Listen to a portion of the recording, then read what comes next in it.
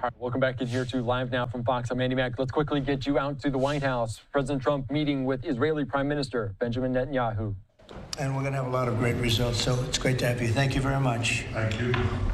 I want to express the appreciation and admiration, not only of all Israelis, but of the Jewish people and many, many admirers around the world for your leadership of the free world, your leadership of a just cause, and the pursuit of peace and security, which you are leading in many lands, but now especially in the Middle East. We have great opportunities. The President has an extraordinary team, and I think our teams together make an extraordinary combination to meet challenges and seize opportunities. But the President has already realized great opportunities. He forged the Abraham Accords. He's forging peace as we speak in one country and one region after the other. So I want to present to you, Mr. President, the letter I sent to the Nobel Prize Committee. It's nominating you for the Peace Prize, which is well-deserved, and you should get it. Thank you very much. This I didn't know. Wow. Thank you very much. Thank you. Coming from you in particular, this is very meaningful. Thank you very much, Bibi. Thank you. Thank you for everything you're doing. Thank you. It's a great honor.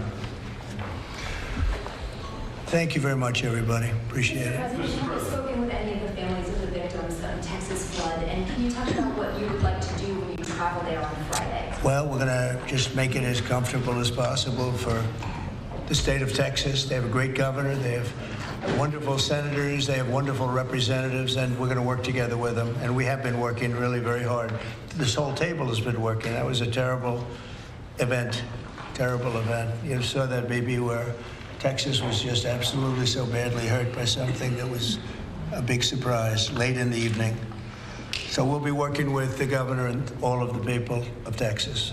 We'll be going on Friday. Mr. President, there was a security incident in northern Gaza today, right around the time that the Prime Minister was meeting with Secretary of State, Mr. Steve Witkoff. Does that, and a number of IDF soldiers reportedly have been injured, possibly killed, does that in any way put a wrinkle in ceasefire negotiations with Hamas? I don't think so. They want it. They want to meet, and they want to have that ceasefire. So I don't think so. Steve, could you respond to this? You know about it? Well, I think it's terribly unfortunate. Terribly unfortunate. We were just talking about it, how tragic it is, but we have an opportunity to finally get a peace deal, Mr. Prime Minister, as we discussed, and I'm hopeful for it very quickly. Mr. President,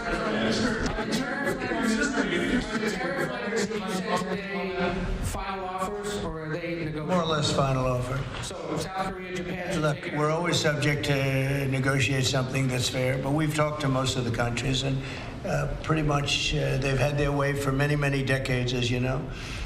And it was time that we just wanted fairness. This is not really equitable from our standpoint, because it's just a small token by comparison to the damage that's been done over the years. But we had no other president that was willing to do this. I did it in my first term with China and others. We took in hundreds of billions of dollars of tariffs. No inflation, the most successful period of time that we've ever had financially in the country. The first term. I think this term is going to be much better, even much better than that. That was the best ever, and this is going to be, I think, substantially better. And we're on the way to doing that. We've already taken in over $100 billion worth of tariffs, and we haven't even started. And all I say to the other countries is, you know, some of them wanted to make a deal and want to be fair. Others perhaps got a little bit spoiled. They were a little bit spoiled because for 30, 40 years, 50 years, they were taking advantage of the country. So we're going to, I would say, final, but if they call with a different offer, and if I like it, we'll do it. And the odds are firm now? Is that it? I would say firm. No, I would say firm, but not 100% firm. If they call up and they say, would like to do something a different way, we're going to be open to that. But essentially, that's the way it is right now, yeah. Mr. President, is your Palestinian relocation plan still on the table? Is there a plan? Has there been any progress in finding countries to accept? Maybe why don't I let you answer that question? Mr. President, wait a minute. Wait, he's got to answer the question. I think President Trump had a brilliant vision It's called free choice. You know, if people want to stay, they can stay. But if they want to leave, they should be able to leave. It shouldn't be a prison. It should be an open place and give people a free choice. We're working with the United States very closely about finding countries that will seek to realize what they always say, that they want to give the Palestinians a better future, and those who, and I think we're getting close to finding several countries, and I think this will give, again, the freedom to choose. Palestinians should have it, and I hope that we can secure it close by. And we've had great cooperation from surrounding Israel, surrounding countries, great cooperation from every single one of them. So something good will happen. Brian, did you have something? Mr. President, you've mentioned before you want to go down as your legacy as the peacemaker. Are we in the last chapter of closing out peace amongst this conflict now and all the other ones that you're working on? Well, I hope so. Look, we did a job with India and Pakistan and Serbia, Kosovo, and Rwanda and the Congo, and this was all over the last 3 weeks or so, Marco, right? We did, and others that were ready to fight, and we stopped a lot of fights. I think a very big one, frankly, a very, very big one was India and Pakistan, and we stopped that over trade. We're dealing with India and we're dealing with Pakistan, and we say we're not going to be dealing with you at all if you're going to fight. And they were maybe at a nuclear stage. They're both, nuclear powers. And I think stopping that was very important. We're trying to help out with a Biden-created monster, this whole thing that's happening with Russia and Ukraine. It's a horrible thing, and I'm not happy with President Putin at all. But this is something that would have never happened if I were president. This was a war that was never going to happen. Go ahead, Brian. I was just going to say, how would you address your critics that in the election they said that you would cause the next World War III, when in fact you're solving all the problems? I'm stopping wars. I'm stopping wars. And I hate to see people killed. Like, as an example, Ukraine and Russia, they're not Americans there being killed. They're not Israeli that are being killed. These are all Russians and all Ukrainians. But it's 5,000, maybe 7,000 last week, 7,500 last week, mostly soldiers. But people in towns and cities that are getting hit, but mostly death is mostly soldiers. Now, so they don't come from here, but it's 7,000 last week souls. And if I can stop that, they have parents and they have sisters and brothers and getting married, and who knows, they're just people, but they're souls. And if I can stop a war, because I have an ability to do so, I'm disappointed, frankly, that President Putin hasn't stopped. I'm not happy about it either. Mr. President, on the Iran talks, can you say if you've scheduled the next round of Iran talks, and then also on strike? We have scheduled Iran talks, and they want to talk. They took a big drubbing, I think, when we hit the 3 sites, really. I would say the 3 sites, not just the one. The one was a big one, and it was deep in granite, and it was obliterated. It turned out the Atomic Energy Commission said it is obliterated. I would just want to take our hats off to those incredible flyers, the people that flew that big machine, and frankly, the mechanics and everybody else. I mean, they had zero. They flew for 37 hours with zero problem mechanically. I mean, when you think in carrying the biggest bombs ever, the biggest bombs that we've ever dropped on anybody, when you think non-nuclear, and we want to keep it non-nuclear, by the way. But they did a phenomenal job. It was an amazing job, and I think that was, I was talking to Bibi about it before, that was the very beginning of the end. It ended very quickly after that. I don't want to say what it reminded me of, but if you go back a long time ago, it reminded people of a certain other event, and is Harry Truman's picture is now in the lobby, in a nice location in the lobby where it should have been, but that stopped a lot of fighting. And this stopped a lot of fighting. When that happened, it was a whole different ballgame. On future Iran strikes, what might make you have the desire to do another strike on Iran? Another what? Another strike on Iran. I hope we're not going to have to do that. I can't imagine wanting to do that. I can't imagine them wanting to do it. They want to meet. They want to meet. They want to work something out. No, they're different. They're very different now than they were 2 weeks ago. Is there a date yet for the Iran talks or a city?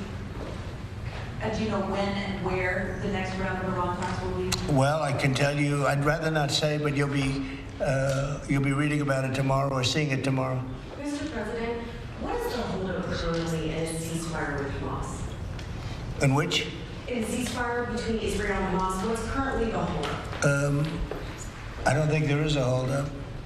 I don't think there's a holdup. I think things are going along very well. They just, left each other, and it was not a pleasant period of a few days. It was a little longer than a few days, but this was not a pleasant period of time.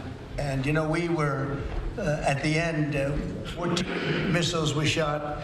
And every single missile was shot out of the air. It was pretty amazing. And that was sort of the end. And they told us they were coming and where they were and what time they were coming. And they said, if you'd like to have a different time, we'll do that. And that's respect when they do that. I appreciated that they did that. There was no surprise. We got the soldiers out of the base in Qatar, in this case. But they knew they were coming. 14 missiles were coming. 1 o'clock, they said, would you like to make it later? I said, no, let them come at 1 o'clock. And at 1 o'clock, everybody was, as you know, over 5,000 people left the base. And we had 3 gunners and 3 assistants. And out of the 14 that were shot, all 14 were knocked down. And that was the end. That was about it. And we had a rough time. But sometimes, sometimes you need the rough time in order to get. I think things are going to be really settled down a lot in the Middle East. And they respect us, and they respect Israel. They respect a lot of things that took place. Nobody's ever seen equipment like what we sent over to knock out those sites. But when those sites were knocked out, that was the end. Do you think that there can be a two-state solution that creates an independent? I don't know. I'd ask Bibi that question. You have the greatest man in the world to answer that age-old question, two-state. Go ahead. You give him your honest answer. I think Palestinians should have all the powers to govern themselves, but none of the powers to threaten us. And that means that certain powers, like overall security, will always remain in our hands.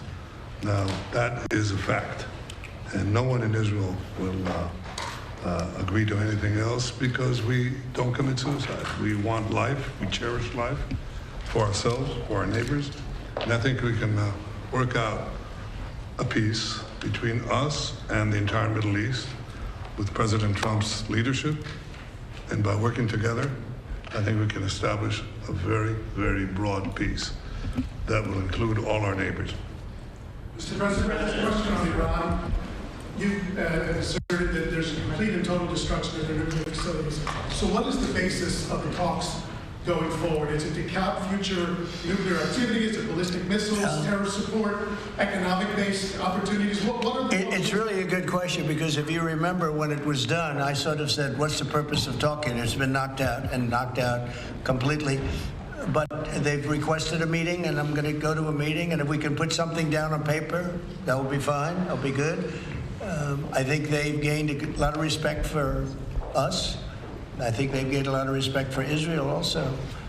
But they would like to meet, and we're going to have a meeting. Steve, when is that meeting going to be? Do you want to say? Rather, very quickly, in the next week or so. So we'll see what happens.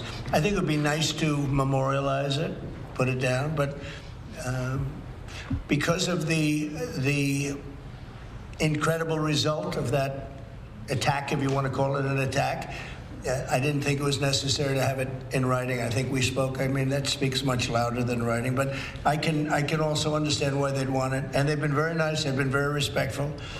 And it began by them telling us about 14 they had to do. You know what 14 represents, right? Do you know what 14 represents?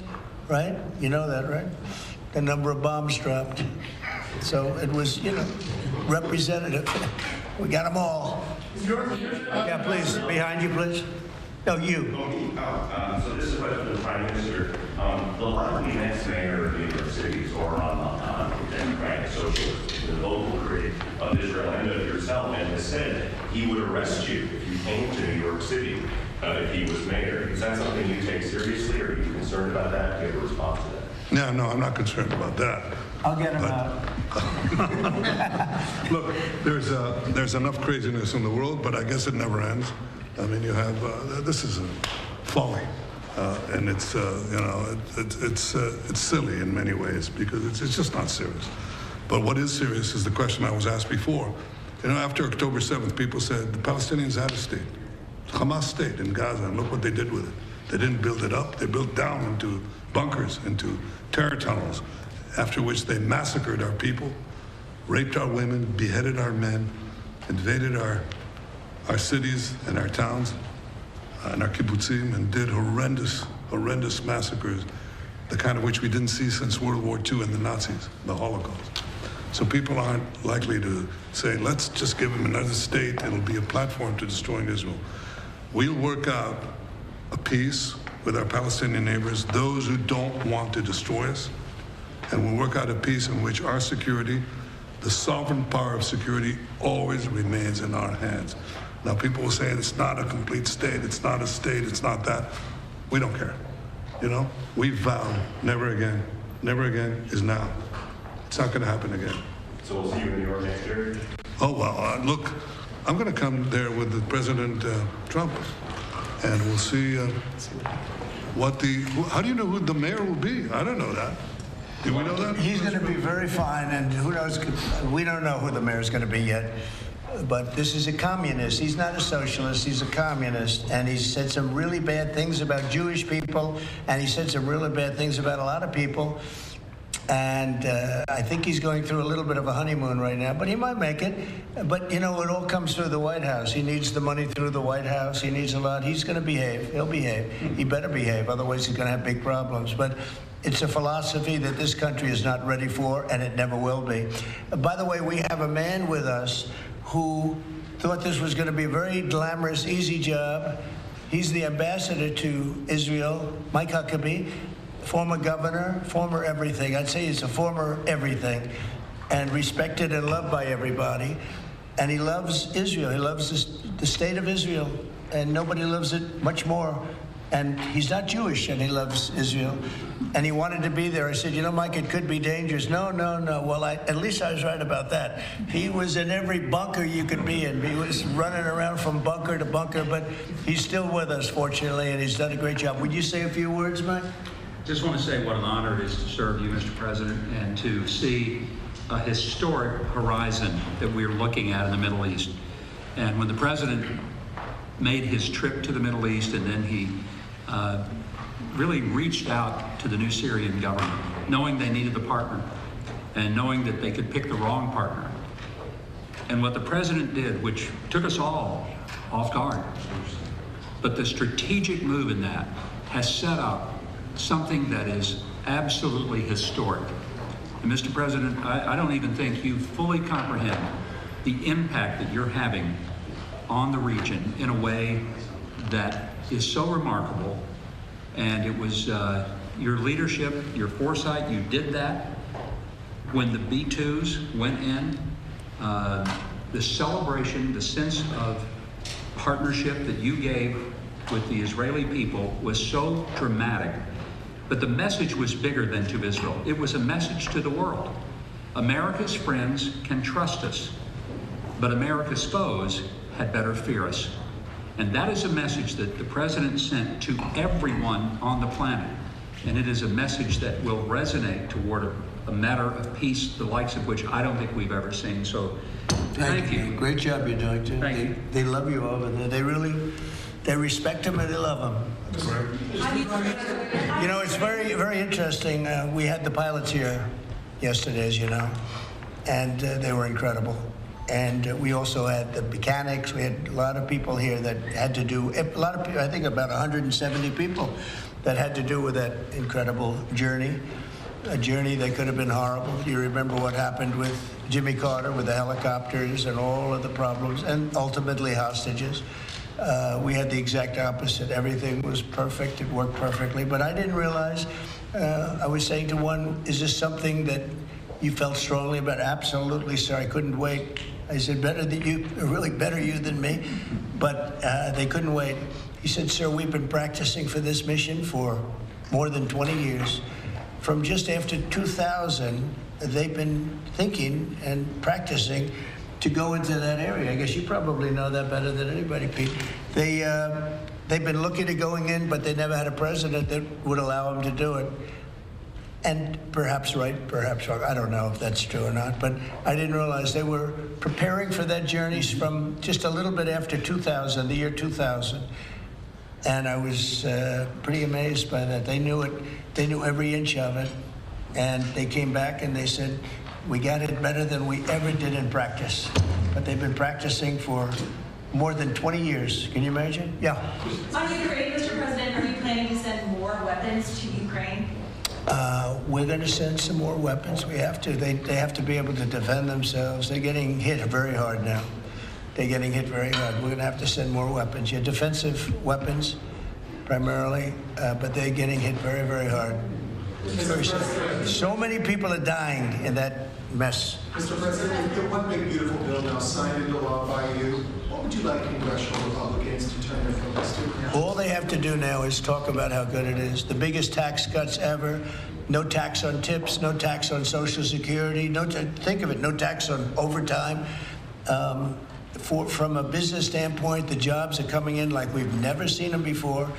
As soon as that was signed, there were 9 factories that announced that they were building the one-year deductibility, things that from a business standpoint you'd understand. The jobs that are being created. And one of the things that is, and this is also that, but it's also because of the tariffs, a tremendous success. We're taking in hundreds of billions of dollars in tariffs. One of the things that is so exciting is the number of companies and car companies where they're building plants. AI is the big thing. We have over $15 trillion announced already, and it's been, really, I would say it's been during the last 3 months, but we're here for a short period of time, and some administrations never had anywhere near that number for a whole term, probably for a whole 2 terms. But we're up to over $15 trillion coming into our country. There's never been anything like it anywhere in the world. There's never been an investment like that anywhere in the world. Look, I told this story, and I just told it to Bibi backstage. I was talking to him, and I said, the King of Saudi Arabia, smart guy. And also we went to Qatar, and we went to UAE. Really 3 strong leaders, smart guys. They all told me the same thing, and then that was reiterated at NATO just recently when we got back, where they agreed to spend $1 trillion a year, by the way, which is about 3 times what they were spending. But they all said the same thing. We thought your country was dead. Horrible term, right?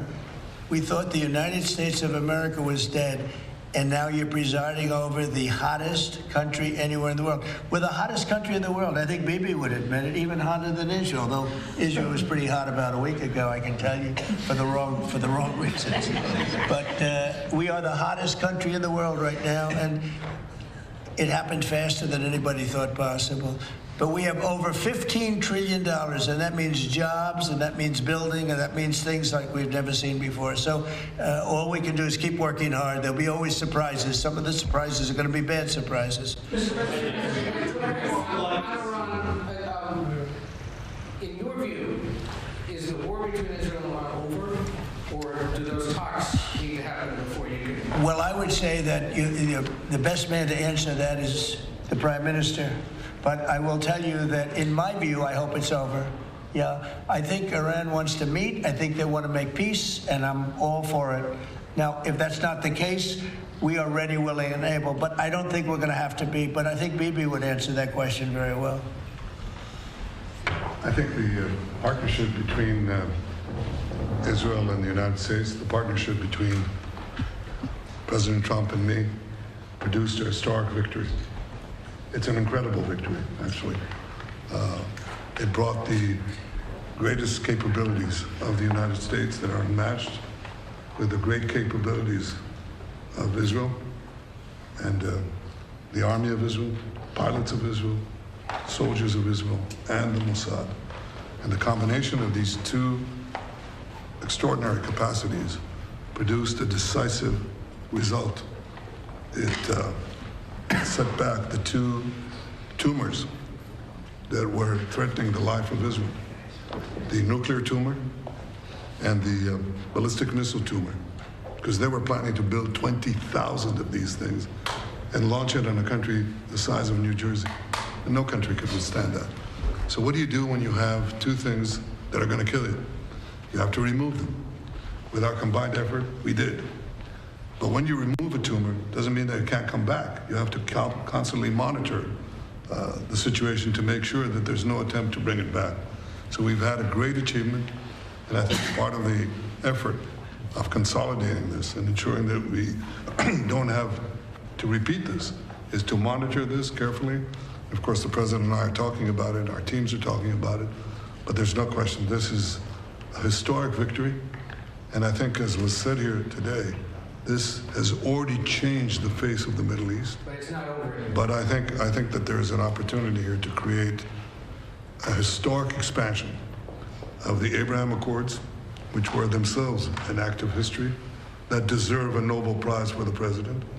But I think the opportunities are much bigger.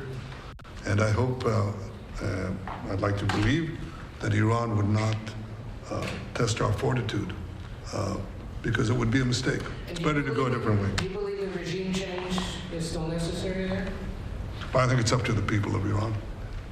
Mr. Prime Minister, speaking on Syria, the Trump administration was fully supportive of the changes in Syria, backing the new regime there. Obviously, your government more cautious from a security standpoint. Are you comfortable with the pace of change, with the security situation vis-a-vis Syria right now? I think there's an opportunity to explore.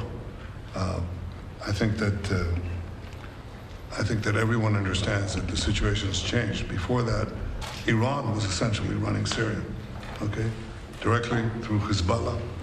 Hezbollah has been brought to its knees. Iran is out of the picture. So I think this presents opportunities for stability, for security, and eventually for peace. And I think that's been opened up also by the fact that the president has opened up a channel. So they have something. There's a lot to lose by going back to conflict, and there's a lot to gain by moving towards peace. And I think that opportunity has been opened by the president and by the changed security situation which we brought about with the collapse of the Assad regime. Are there direct talks with the Assad government? Now, let's suppose there were. Would I answer yes? No, right? That's my duty to ask. Right? It's your duty to ask, and my duty to ask you back. So, you know, at the request of a lot of countries in the surrounding area of the Middle East, including Bibi, we took the sanctions off Syria, and I met the new leader.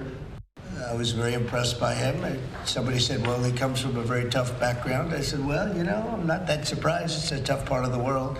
But I was very impressed by him. But we took the sanctions off because we want to give them a chance. They would never have had a chance without the sanctions. And one of the things we have with Iran is, you know, we have they call it biting, they are very biting sanctions. And I would love to be able to, at the right time, take those sanctions off, give them a chance at rebuilding, because I'd like to see Iran build itself back up in a peaceful manner and not going around saying death to America, death to the USA, death to Israel, as they were doing. You know, they were the bully of the Middle East, and now they're not the bully anymore.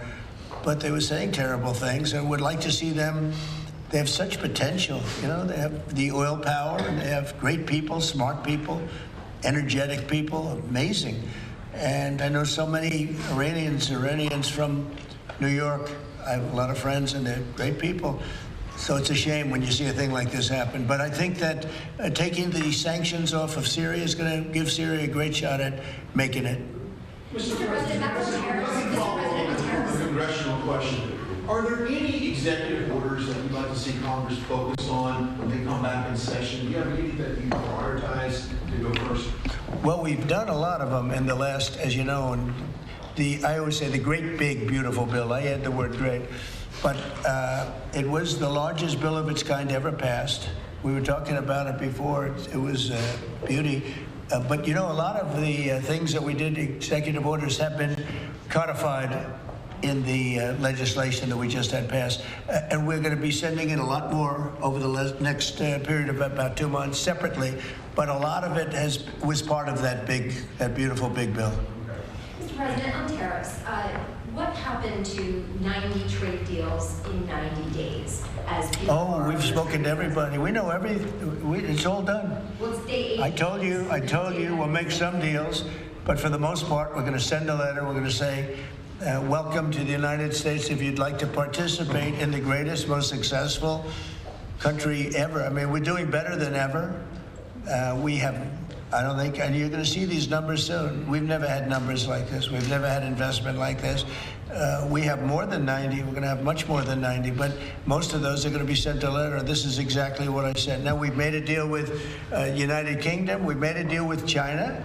We've made a deal. We're close to making a deal with India. Others we met with, and we don't think we're going to be able to make a deal, so we just send them a letter. If you want to play ball, you have to. This is what you have to pay. So as far as I'm concerned, we're done. We're sending out letters to various countries telling them how much tariffs they have to pay. Some will maybe adjust a little bit depending if they have a cause. We're not going to be unfair about it. And actually, it's a small fraction compared to what we should be getting. We could be asking for much more, but for the sake of relationships that we've had with a lot of really good countries, we're doing the way I do it. But we could be getting a lot more. We could ask for a lot more than what we're asking for. When you say you're done because you're sending the letters, to follow up on Ed had asked earlier, you're counting these as deals by saying, here's the tariff rate we're going to charge. I'm saying, here it is. Congratulations. Welcome to the United States. I hope you make a lot of money, and you're going to pay us money. They were ripping us. They were charging us tariffs at levels that nobody's ever seen before. We have some countries who are charging 200% tariffs and making it impossible to do business. And what the tariffs are doing is they're driving people in and companies into the United States. That's why we're building all of the work that you see happening in this country right now, and it's at a record level. All the factories, all of the AI institutions that are being built. It's largely because, I think it's because of November 5th, a good election, and I think it's because of the tariffs. Thank you all very much. Thank you. Thank you. What's the tariff rate for Israel? I don't know, but it looks good to me.